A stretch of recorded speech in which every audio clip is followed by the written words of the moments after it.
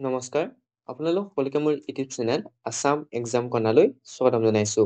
আজি ভট্টদেৱ ইউনিভাৰ্চিটি যি under graduate programme আছিল বা ইউ জি এডমিশ্যন আছিল 2025 বৰ্ষত সেই বিষয়ে জানিম। আপোনালোকে যিসকল ছাত্ৰ ছাত্ৰীয়ে 2025 বৰ্ষত এছ পাছ কৰিব বা আগতে এছ পাছ কৰি আহিছে তেওঁলোকে যদি ভট্টদেৱ ইউনিভাৰ্চিটিত ইউ জি পঢ়িব বিচাৰিছে অৰ্থাৎ BA BSc যদি পঢ়িব বিচাৰিছে তেতিয়াহ'লে তেওঁলোকে এডমিশ্যন ল'ব লাগিব আপোনালোকৰ ভট্টদেৱ ইউনিভাৰ্চিটিত। সেইকাৰণে কি কোৰ্চ আছে সেইখিনি কথা জানিম। আপোনালোকৰ এলিজিবিলিটি কি লাগিব, ফিজ ষ্ট্ৰাকচাৰ কি লাগিব সেইখিনি কথা জানিম। নহ'লে কি কোৰ্চ আছে আৰু আপোনালোকে কেতিয়া আপোনালোকৰ এডমিশ্যন হ'ব সেইটো বিষয়ে আপোনালোকক জনাম। গতিকে আপোনালোকে চাব ভিডিঅ'টো প্ৰথমৰ পৰা শেষলৈকে। ইয়াত আপোনালোকৰ ভট্টদেৱ ইউনিভাৰ্চিটিৰ যিটো অফিচিয়েল ৱেবছাইট আছে তাত আহিব। তাত অহাৰ পিছত আপোনালোকে চাব পাৰিব ইয়াতে আপোনালোকৰ ইউ জি প্ৰগ্ৰেম বুলি যিটো অপশ্যন আছে তাতে আহি চালে হ'ব। ইয়াত আপোনালোকে দেখিব programme 3 year number of 6 semester CBCS choice based credit system. আচলতে চইচ বেছ ক্ৰেডিট চিষ্টেম নহয়, এতিয়া আপোনালোকৰ FI UGP হ'ল 4 year আণ্ডাৰ গ্ৰেজুৱেট প্ৰগ্ৰেম হ'ল আপোনালোকৰ যিটো নতুন শিক্ষানীতিৰ মতে সেইটো হ'ল, কিন্তু আপোনালোকে ইয়াত চইচ বেছ CBCS দিয়া আছে। ইয়াত আপোনালোকৰ কৈছে যে এছএছত 60% মাৰ্কছ থাকিব লাগিব, অৰ্থাৎ আপোনালোকৰ যিসকল ছাত্ৰ ছাত্ৰীয়ে হায়াৰ ছেকেণ্ডেৰী ফাৰ্ষ্ট ডিভিজন পাব আৰু আপোনালোকৰ SC STৰ কাৰণে 5% ৰিলেক্সেশ্যন থাকিব, তেওঁলোকে 55% মাৰ্কছ পালে আপোনালোকৰ বড়োলেণ্ড ইউনিভাৰ্চিটিত পঢ়িব পাৰিব। কিন্তু আপোনালোকৰ এইখিনি আগৰ কথা তথাপিও আপোনালোকক মই কি আছে সেইখিনি কথা কৈ দিম। তাৰপিছত মই আপোনালোকক যিখিনি নিউ ইনফৰমেশ্যন খিনি জনাই দিম অলপ। ইয়াত আপোনালোকক অনাৰ্ছ প্ৰগ্ৰেম আছে, আছামিছ আছে, ইকনমিক্স আছে, education, English, geography, history, political science, philosophy, Sanskrit, mass communication. আৰু প্ৰত্যেকৰ চিটবোৰ দিয়া আছে 80টা, 45টা, 20টা, 40টা, 35টা, 80, 75, 50, 30টা আপোনালোকৰ চিট কেপাচিটিবোৰ দিয়া আছে। আৰু ছাবজেক্ট কোডখিনিও দিয়া আছে, আপোনালোকে চাব পাৰে এইখিনি। তাৰপৰা এইখিনি আপোনালোকৰ এইখিনি ইমান প্ৰয়োজন নাহে। তাৰপিছত এইখিনি আপোনালোকৰ যিখিনি চায়েন্স আছে BSc বটানী 55, কেমেষ্ট্ৰিত 40, জিঅ'গ্ৰাফীত 10, মেথামেটিক্সত 60, ফিজিক্সত 40, ষ্টেটিক্সত 40, জুলজিত 55 চিট আছে আপোনালোকৰ। তাৰপৰা এইখিনি আপোনালোকৰ কোডখিনি। তাৰপৰা মই এতিয়া আপোনালোকৰ যিখিনি নিউ ইনফৰমেশ্যন আছিল সেইখিনি কথা জনাম, যিটো আপোনালোকৰ FI UGP নতুন মতে কেনেকৈ এডমিশ্যন হৈছিলে সেইখিনি কথা মই আপোনালোকক ভট্টদেৱ ইউনিভাৰ্চিটি যিকোনো অফিচিয়েল ৱেবছাইট আছে সেইখনৰ মতে আপোনালোকক মই জনাই দিম। গতিকে আপোনালোকে আগৰ যিখন আছিলে যিখন এইখন হৈছে আপোনালোকৰ এডমিশ্যন ব্ৰচাৰখন। গতিকে আপোনালোকে 4 year under graduate and postgraduate programme, মই আপোনালোকৰ আণ্ডাৰ গ্ৰেজুৱেটটো জনাই দিম। গতিকে চাব 2024-25 বৰ্ষৰ আছিলে, গতিকে সেইখনৰ মতে আপোনালোকক এবাৰ মই জনাই দিম। গতিকে আপোনালোকে চাব। ইয়াত আহিলে আপোনালোকৰ এডমিশ্যন, ইয়াত আপোনালোকৰ এইখিনি আপোনালোকৰ ইয়াত চাবলগীয়া একো নাই। ইয়াত আপোনালোকৰ 4 year bachelor arts single major BA Assamese, economics, education, English, geography, history, mass communication, journalism আৰু ফিলচফি, পলিটিকেল চায়েন্স আৰু ছচিয়লজি। ইয়াত এটা উল্লেখ কৰিছে যে আপোনালোকে 4 year নলৈ 3 year ল'ব পাৰে। ইয়াত উল্লেখ কৰিছে 3 বছৰীয়া ল'ব পাৰে বা 4 বছৰীয়া ল'ব পাৰে। কোনো কথা নাই যে আপুনি যে অকল 4 বছৰীয়া ল'ব লাগিব বুলি কথা নাই, 4 বছৰো পঢ়িব পাৰে, 3 বছৰো পঢ়িব পাৰে। তাৰপৰা আহি গ'ল যদি কোনোবা ষ্টুডেণ্টে ইচ্ছা কৰে, ধৰি লওক তেওঁ যদি ইচ্ছা কৰে যে নহয় মই গ্ৰেজুৱেশ্যনটো একেলগে মাষ্টাৰ ডিগ্ৰীটো একেলগে কমপ্লিট কৰিব বিচাৰোঁ, তেতিয়াহ'লে আপোনালোকে ইয়াত যিটো আছে 5 year integrate MA, 5 year integrate MSc, MCom, এই তিনিটা আপোনালোকে পঢ়িব পাৰে। ইয়াত আপোনালোকে কি প্ৰগ্ৰেম আছে কৈ দিছে। আৰ্টছৰ কাৰণে আছে সংস্কৃত, মাষ্টাৰ অফ কমাৰ্চ আছে আৰু চায়েন্সৰ প্ৰগ্ৰেম আছে কেমেষ্ট্ৰি। আৰু 2 year এইকেইটা নালাগে, এইকেইটা ইণ্টিগ্ৰেট হয়। ইণ্টিগ্ৰেট কেইটা মানে আছে যিসকল ছাত্ৰ ছাত্ৰী HS পাছ কৰাৰ পিছতে আপোনালোকে ভট্টদেৱ ইউনিভাৰ্চিটিত BA BSc কৰিব পাৰে, লগতে মাষ্টাৰ ডিগ্ৰীটো কমপ্লিট কৰিব পাৰে। গতিকে যিসকল ছাত্ৰ ছাত্ৰীয়ে কৰিম বুলি ভাবিছে এইটো ল'ব পাৰে, নহ'লে যিসকলে নৰ্মেলকে পঢ়িম বুলি ভাবিছে তেওঁলোকে এই 3 year 4 year যিটো কোৰ্চ আছে সেইটো ল'ব পাৰে। গতিকে সেইখিনি আপোনালোকে চালে। তাৰপিছত ইয়াত আপোনালোকৰ মই অলপ ফিজ ষ্ট্ৰাকচাৰ যিখিনি আছে সেইখিনি কথাও কৈ দিম অলপ বহলকৈ, যিখিনি কথা উল্লেখ কৰিছে তেওঁলোকে।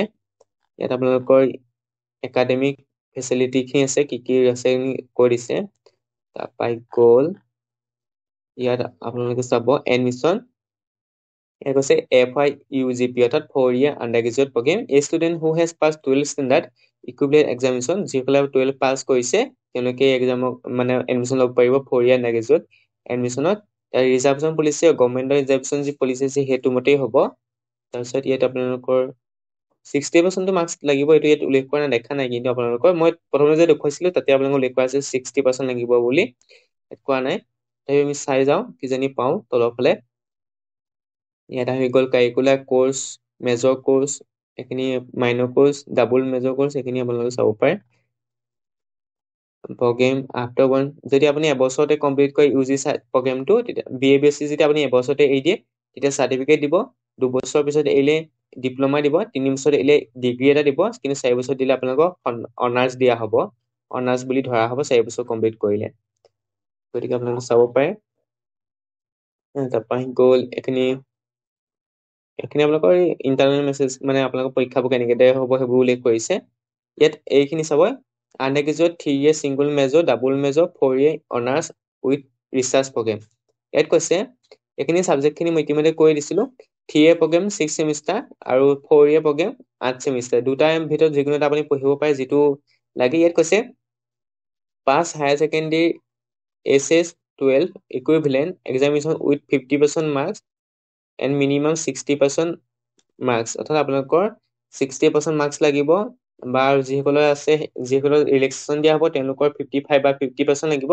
কিন্তু আপোনালোকৰ যিসকল জেনেৰেল কেটেগৰী তেওঁলোকৰ কাৰণে কিন্তু 60% marks আপোনালোকৰ প্ৰয়োজন হ'ব গতিকে যিসকলে হায়াৰ ছেকেণ্ডেৰীত 60% marks পাব তেওঁলোকে আপোনালোকৰ কি কৰিব পাৰিব 60% marks হ'লেহে ইয়াত এডমিশ্যন ল'ব পাৰিব for computer science artificial intelligence data science for the eligibility will be 10+12 তাৰপিছত কৈছে the admission will be given on the basis of merit and some seat will be fill up on the basis of common university entrance test অৰ্থাৎ ইয়াত আপোনালোকৰ common university entrance test দিব লাগিব তেতিয়া আপোনালোকে admission ল'ব পাৰিব অৰ্থাৎ হাই ছেকেণ্ডেৰী 60% মাৰ্কছটো লাগিবই লগতে আপোনালোকে কমন ইউনিভাৰ্চিটি এন্ট্ৰেন্স টেষ্টো দিব লাগিব ভট্টদেৱ ইউনিভাৰ্চিটিত পঢ়িবৰ কাৰণে গতিকে কমন ইউনিভাৰ্চিটি এন্ট্ৰেন্স টেষ্টটো দি ল'ব আপোনালোকে ইতিমধ্যে অনলাইন আবেদন আৰম্ভ হৈ গ'ল চলি আছে গতিকে আপোনালোকে কমন ইউনিভাৰ্চিটি এন্ট্ৰেন্স টেষ্টৰ অনলাইন আবেদন কৰিব তাৰপিছত আপোনালোকে এন্ট্ৰেন্সটো দিব এন্ট্ৰেন্সৰ যি মাৰ্কছ পাব তাৰ ওপৰত ভিত্তি কৰি আপোনালোকৰ মেৰিট লিষ্ট প্ৰিপেয়াৰ কৰা হ'ব যদি আপোনালোকে ভট্টদেৱ ইউনিভাৰ্চিটিত এপ্লাই কৰে ইয়াত আপোনালোকক কৈছে এইখিনি আপোনালোকে চাব পাৰে ইয়াত